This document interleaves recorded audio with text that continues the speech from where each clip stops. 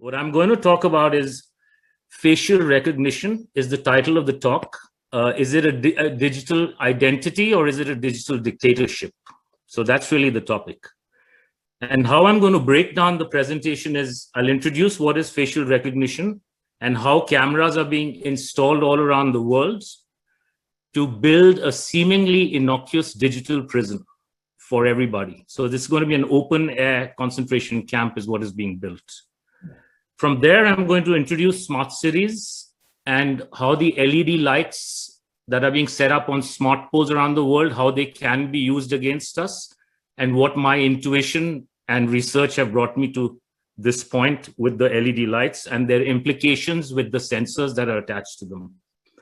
From there, we'll make a transition to the actual digital ID and how it is implemented in world use cases like shopping, accessing the internet, how you'll be moving around in the world. And it'll all tie into the smart cities and the face recognition and digital ID.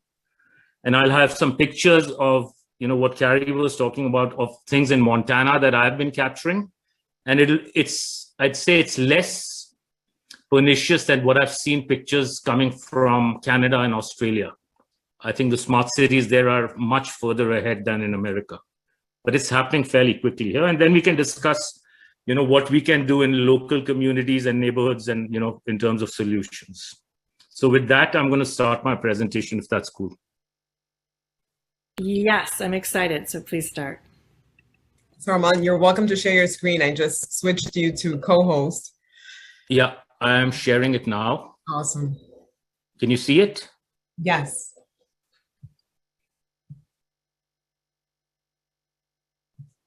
Okay. So facial recognition, is it a digital identity or is it going to transition into a digital dictatorship? So most of us have, smartphones and, oh, sorry, this is my background, which I'm just going to skip since it's been introduced already. This wasn't meant to be here. So how does facial recognition work? Like if you have an iPhone, for instance, right, you pick up your iPhone and it gets unlocked. And what's really happening is there's a 3D camera inside the front of your iPhone, and that projects a pattern of 30,000 dots or 60,000 dots, probably in the new ones, on your face. And depending on the contours and the depth of your face, that pattern gets distorted. And there's an invisible light or infrared camera in there which takes a picture of that face. And then it's able to decode the exact contours of the face and kind of builds symbolically an equation inside, which is a unique identity for you. And that's how iPhones are, unlocked. And it's sold to us because it's very beneficial, right? It's very quick and it has safety and security. And just like most technologies that are sold to us over the last 2-3 decades, they sell it as the carrots, right? It's for convenience, it's for security and safety, and it's to catch terrorists and bad guys, to catch child molesters and thieves, etc. So we are given cameras and they install cameras and we buy this stuff, and we are okay with it as a society at large. But by the end of the presentation, you'll see how the sticks are coming by using these specific technologies, right? So many documentaries have been coming out over the last few years about how, oppressive China has become, where Big Brother has met big data. And face recognition in China is used to control the behavior of people through a social credit system, right? I was in Shenzhen, China for an optical conference in September 2019. And the number of cameras at every intersection, outside buildings, inside restaurants, it's just amazing.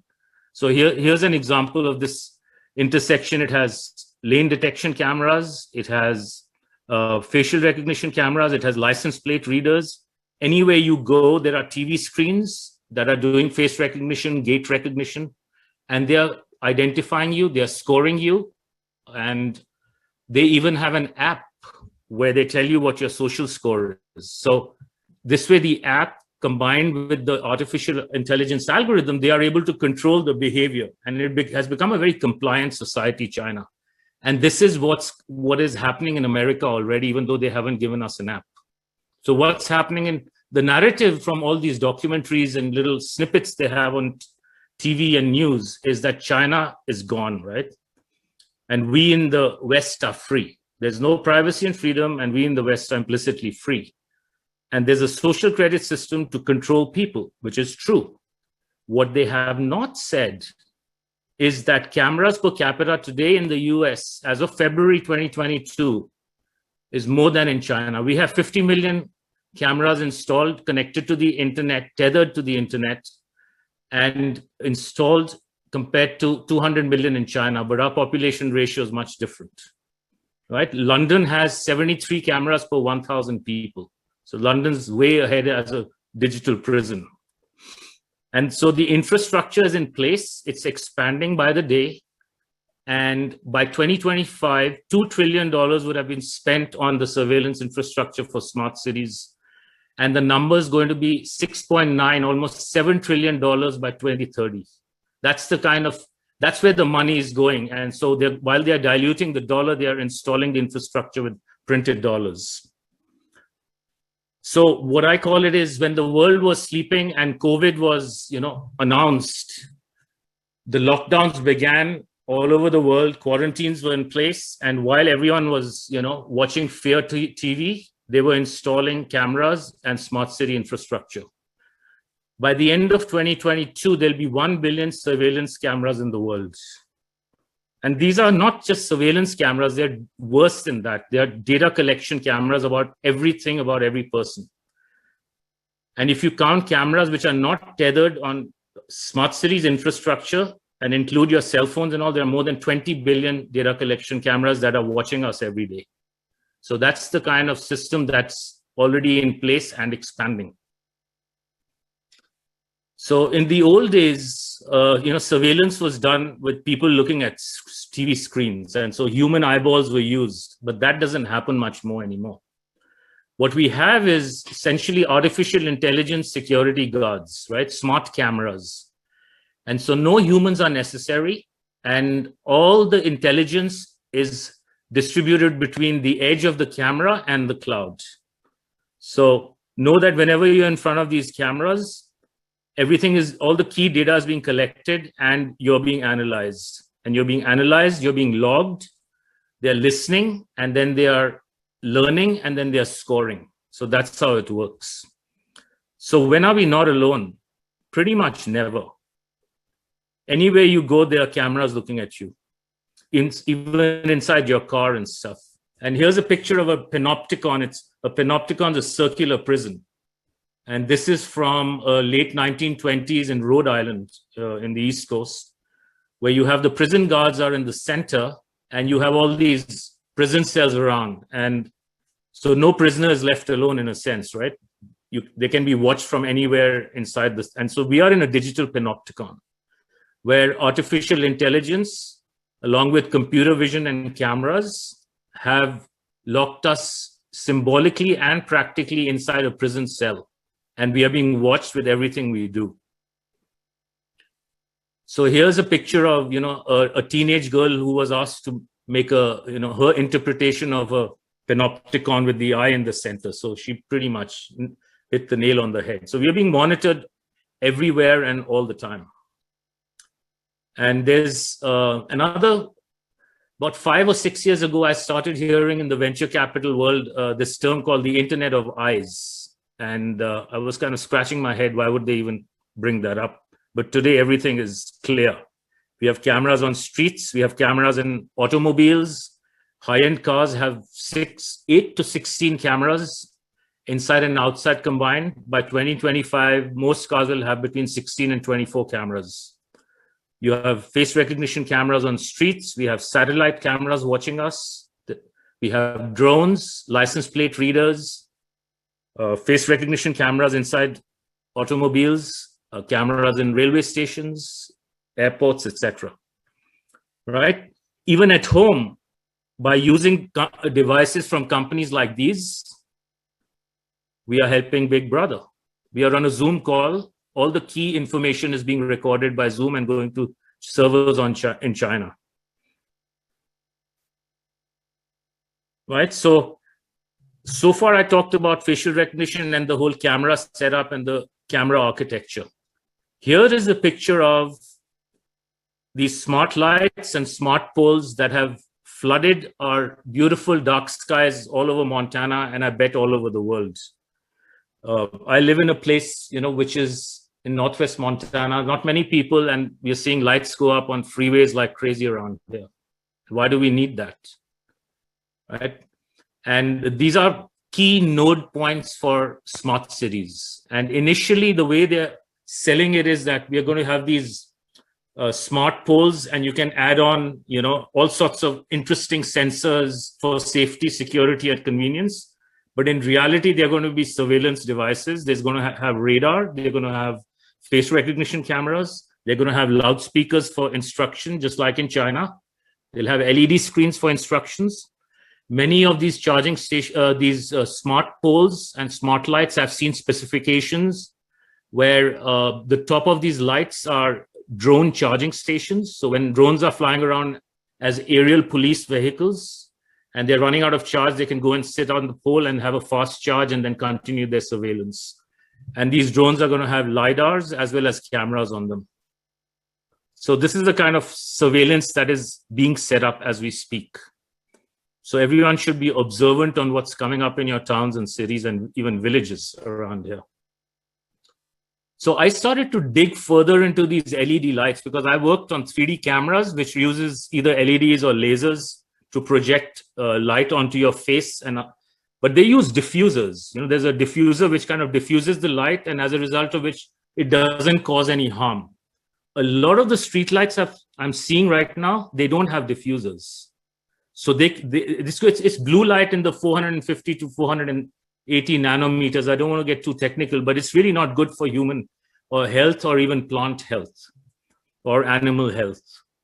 So I started to dig a little deeper, and before I show something else, I was driving through this little town called Pablo, Montana, and I've gone there about 3 or 4 times in the last 2 years that I've been here.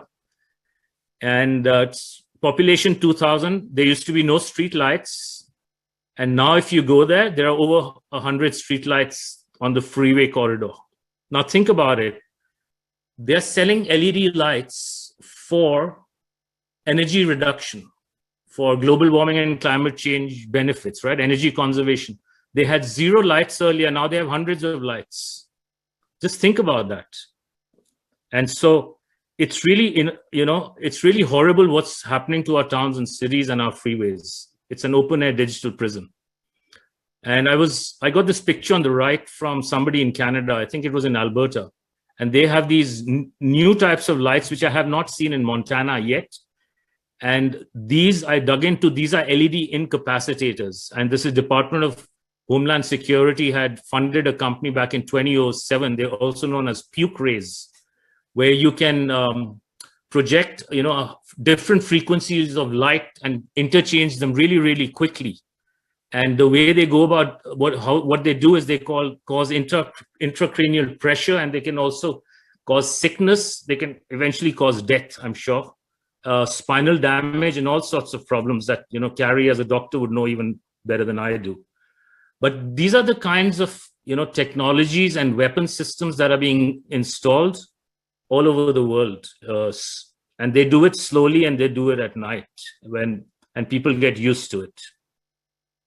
So we talked about smart city lights, the sensors on smart poles. How does this all connect?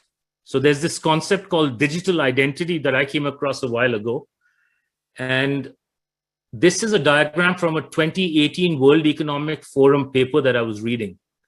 And the digital identity is all about entities, people, devices, and things. Everything has to have an entity, a digital entity, right? And what is this all about? And what happens? This digital identity will be used to access your healthcare, your benefits, telecommunications, internet login, when you want to buy food, when you want to log into social platforms. So anything you want to do in life, they want you to certify it with a digital identity. And how is that going to happen? Through your face. So your face will be the key to unlocking life with your digital identity. But how are they going to use this to enslave humanity? Because it's going to be linked to a new type of currency. And that currency is going to be given UBI, which is universal basic income. So everybody is going to get carbon credits effectively. You're going to have a social score, your compliance and behavior, and they may also have your, jab status. And so this is a perfect way for this AI system to control people and make them comply on whatever it wants to be done.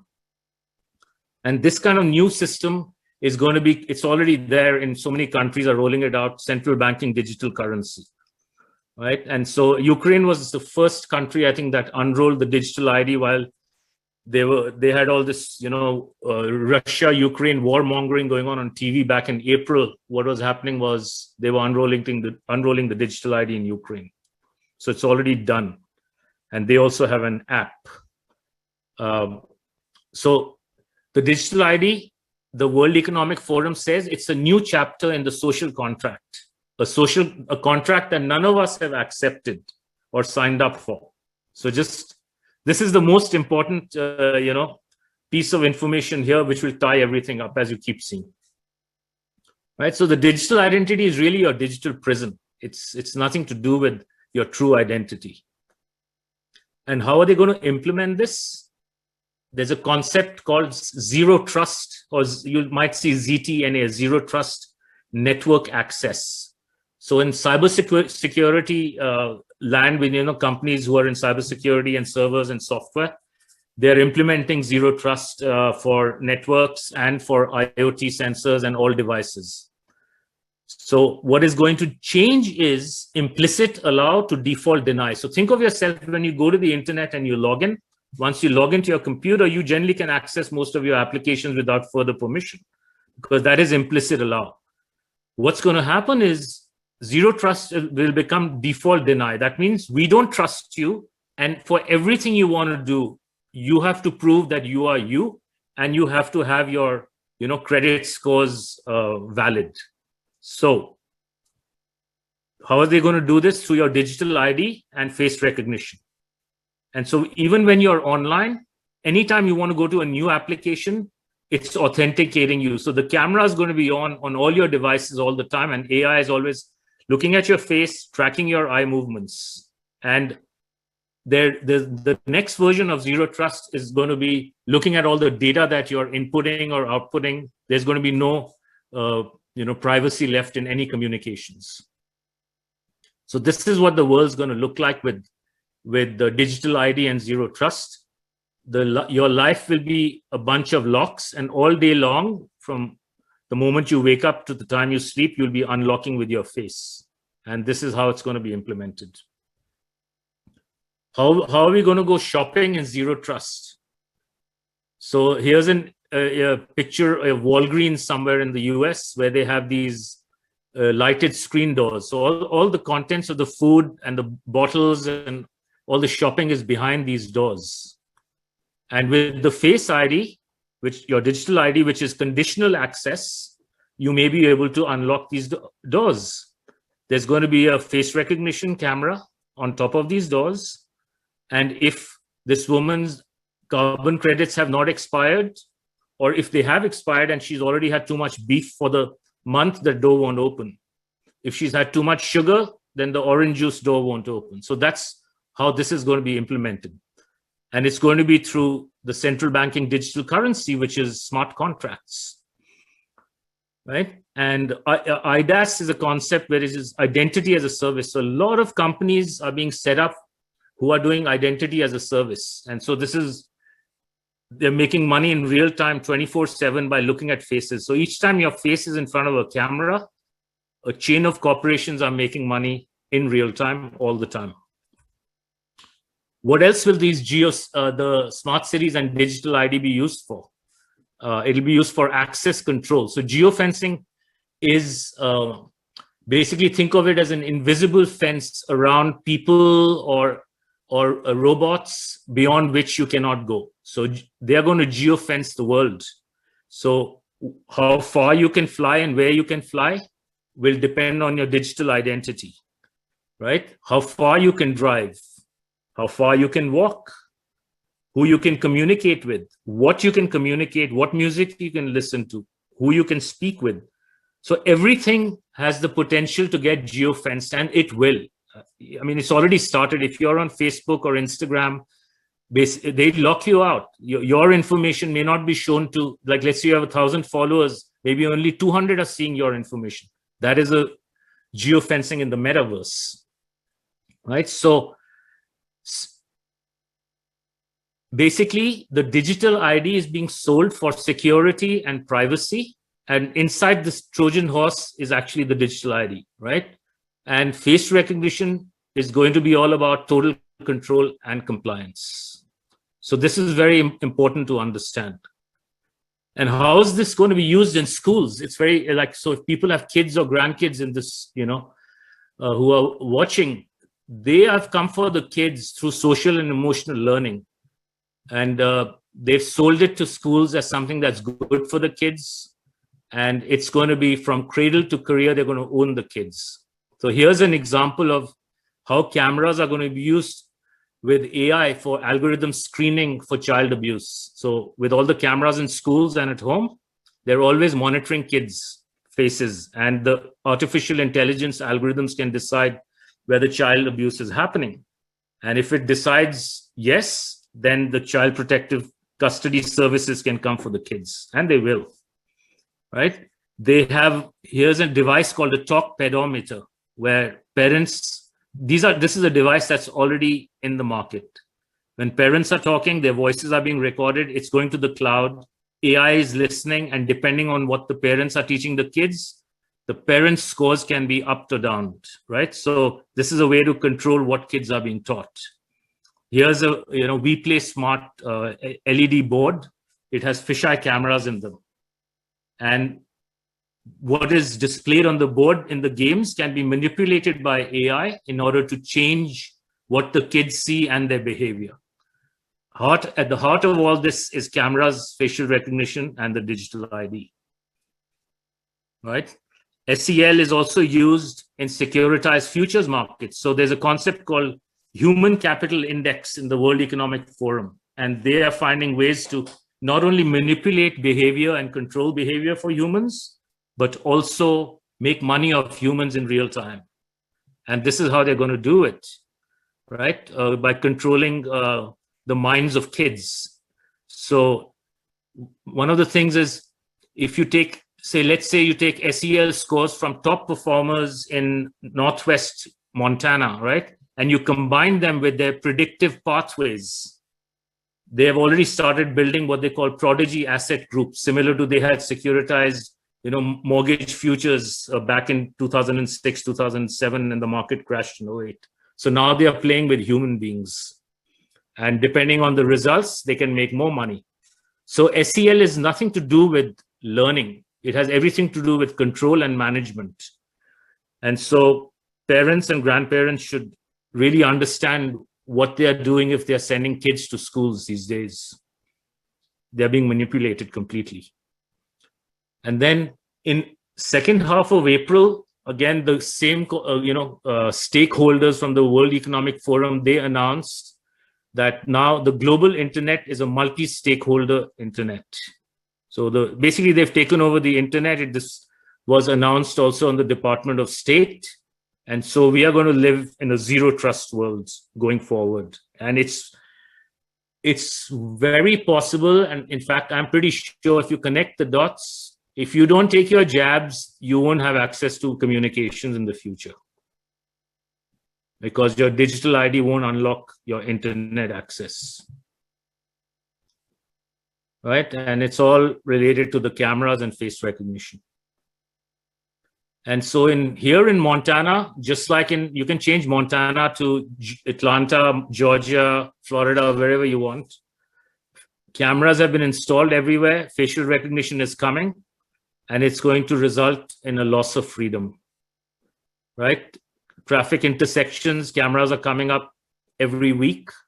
They're all over retail, in hospitals and more places. Smart city lights are being installed at intersections, freeways, roadways, in cities and towns. There's a study on facial recognition in the state of Montana that I have been working with the Montana state legislators locally with. trying to make them understand that it's really a red herring, because the conversation about banning facial recognition in Montana or anywhere else is meaningless, because facial recognition is not going to be done by state and local governments 99.9% of the time. It's going to be done by private companies on Google servers and Amazon servers, etc. And they have no control over that. So the only way to deal with this issue is to deal with the smart city infrastructure, right? And so in Flathead Valley is the area where I live. I recommend everyone keep looking up, and you'll see cameras everywhere. We have cameras on the ski mountains hidden in fake trees. So it's pretty bad, right? In the retail stores here, there's cameras everywhere. There are face recognition cameras when you enter foyers of shops like Walmart. They have cameras in the parking lots. LED lights are coming and been turned on in the parking lots during the daytime, and it just goes on and on. So whether you're in a private space or a public space, you're being watched all the time, and it's recording, and it's all related to the digital ID. There's a company called Clearview AI. The investors, Peter Thiel was one of the original investors. He's also a big investor and founder of Palantir, originally PayPal. And so he's been funding a lot of, pre-crime kind of companies, and they are collecting tens of billions with the target of 100 billion facial images in the next 2 years. And so they already rolled out programs in Santa Clara County, California, and in New Orleans, and spreading more on doing this pre-crime, just like they had in this company, a movie called Minority Report. So this will be used for stakeholders, right? There's other companies which are touted as public-private partnerships. So these are basically private companies in the name of PPP. And they are pushing no identity left behind it, and it's for diversity, equity, and inclusivity. Buzzwords that I think most people should be familiar with by now. But what they are trying to push is video selfies combined with your driver's license and password for benefits with states. So whether you have employment benefits or medical benefits. And this is how they're going to suck up retirees and unemployed people into the digital ID system. Because once you're in the digital ID system, you will be refused a lot of things in the world, right? So everyone should understand that once we accept a digital identity as a society or as an individual, it's game over for humanity. So we must resist this. There's a person called Yuval Harari. He's a spokesperson and an author for the World Economic Forum. And I think about a year or two ago, he was giving a talk at the Davos Forum where he had this equation on his presentation, B times C times D equals R, where B is biological knowledge, C is the compute power in the cloud, and D is the data they're collecting on humans. And this gives them the ability to hack humans.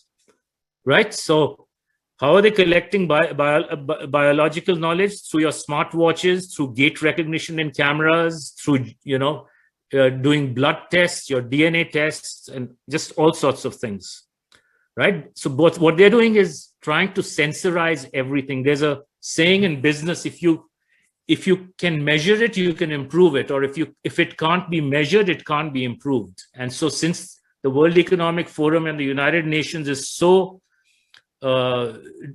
desiring of helping humanity, and I'm being sarcastic, of course, they want to censorize everything to improve us, right? So compute power, we have no control over because unlimited money is being printed for the corporations to build servers in the cloud.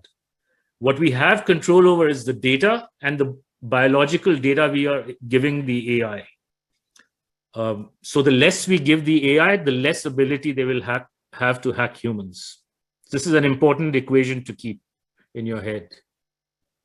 So in summary, artificial intelligence is really the beast. The beast needs food, and the food is data. And the cameras, smart city infrastructure, your cell phones, 5G infrastructure, your automobiles, etc., they are the data conduit. So the only way to starve the beast is to get rid of the data conduit. We cannot get rid of the data itself, really, because we as humans will continue our activities and generate data. But we have to try to prevent that data getting to AI, and that's through the smart city infrastructure. So it's really important to understand how dangerous the smart city infrastructure is. It's really a digital prison or digital gulag that they are creating. So in summary, cameras and facial recognition, which are sold to us in the name of security and privacy, will result in a digital identity, which will be linked to a central banking new type of financial system. And once we accept this as a civilization, this will be the final lockdown for humanity. Right? So the call to action, which I try and bring up locally, I give lots of talks locally to pachyderm groups and liberty coalitions in Northwest Montana, right? That we have to resist face recognition cameras as well as the digital ID. People need to look up, observe 5G infrastructure, smart lights, cameras. They're being installed every week and they're getting more and more. They do it incrementally. They do it at night. I've also started putting out flyers, and people are, going around and sticking flyers all over the place. And if anyone needs help, I can share my flyer with them. You can change the pictures to your local pictures and, just start throwing them everywhere. Parents should be taking action in schools and board meetings. The cameras are everywhere, in parking lots, in hallways, their laptops, their iPads, they're being looked at all the time. And the question everyone should ask is who installed all this, who authorized it, and who funded this, right? I have the answers, but I think all your local authorities in Georgia and Florida, everywhere else, need to ask these questions of all the authorities and make them squirm. Ask them where we are on the smart city plan, right? So, but my take is if we get together as large groups and we let the authorities know that we did not ask for these monstrosities and we don't want them, what can they do? They need to step down or they need to take this stuff down, and that's my stance here. Because once these LED lights and the full infrastructure is going to be switched on, no number of guns and AR-15s and AR-10s will be able to shoot them down. I've looked at specifications where a lot of these LED lights coupled with radars that they're also installing on, they can detect human beings with a gun 150 meters away, and in a matter of milliseconds, they can take out that person. Okay. Wow. I've seen specs where some of these lights can be beamed as far as like 3 to 5 miles away. What? And I'm trying to work on a separate presentation on the smart cities and smart lights. There's a lot of information, but they are very cleverly censoring a lot of information. So in conclusion, what we have is silent weapons that are being pointed at all of humanity, being set up as a digital gulag. And if we don't stop this, we are done as a civilization. And that concludes my presentation. Well, Aman, that's an amazing presentation, and I can't thank you enough from the bottom of my heart. I think that every single person needs to hear what you have to say, and we have to understand what is happening first. Knowledge is power, because people get stuck and they're frozen in fear, and I'm like, well, first, just take a step back. You're supposed to learn first. Knowledge is power. Yeah. And then, the next step is educating others. Of course, going to the sheriffs, going to the mayors, telling people what these are. And I absolutely believe, just like you do, that groups of us can make large amounts of change. That this technology, though, is easily done to produce the digital cage. And someone asked the question about the incapacitator rays, the puke rays. How easy is that? If somebody, they see a facial recognition, and of course, I'm not going to be on their good list. What am I driving into the airport? Atlanta airport is flooded with these LED purple blue lights. Yeah. They're going to see me, and I'm not the good human, so I don't get to go on a plane. And if I try to get on my car and I'm ignoring the verbal warnings, then this color frequency can go out, and within what, a second or less, the intracranial. I mean, it's at the speed of, think of it as the speed of light, right? This is light. I won't even be able to know what happened to me. I would just be incapacitated, vomiting on myself, on the ground. Yeah, and then the information. No, so let's back up. Once the cars, they're going to their goal is to get rid of internal combustion engine cars by 2035. There'll be no more manufacturing of internal combustion cars after 2035. And if you've read about net zero, that's 2050 is the plan for net zero. This is that carbon footprint, right? So by my guess is between 2040 and 2050, all cars will be autonomous driving cars. Mm-hmm. Oh, please tell. And there will be no ownership of cars. So whenever you need to go somewhere, you will have to call a car through not an app, because apps won't even exist, because the 5G and 6G infrastructure, your face in front of a camera is effectively your app. Really? Right? But the thing is that if you haven't had your jab, or you haven't been compliant, or your carbon credits have already expired for the month, the car won't even come. Tyranny is evil, but accepting tyranny is even more evil. 100%. Amen. I'm with you 100%. Thank you again. Okay, Pastor Casper. So this has been an interesting time. There's so much here that we can go into, but let's just pray right now. We just thank you, Father God, in the almighty name of Jesus Christ and Nazareth. Thank you that you are raising up people to alert society what's unfolding here. And we just thank you for ripping down these dark veils of complacency that have gone up. And we just thank you, Lord, that people would recognize Him. They would not entertain a spirit of fear. You didn't give us a spirit of fear, but of love, power, and a sound mind.